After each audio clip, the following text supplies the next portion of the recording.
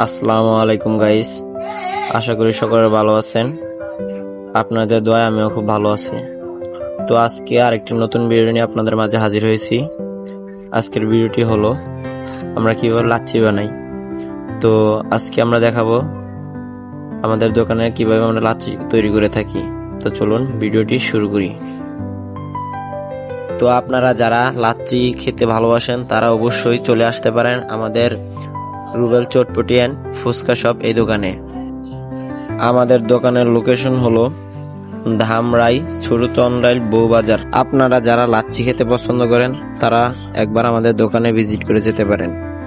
তো সকলকে আমার দোকানে আসার জন্য আমন্ত্রণ জানাচ্ছি। আর আমার ভিডিওটি যদি আপনাদের কাছে ভালো লেগে থাকে তাহলে একটি লাইক, কমেন্ট, শেয়ার করে আমার পেজের পাশেই থাকবেন। ধন্যবাদ সকলকে।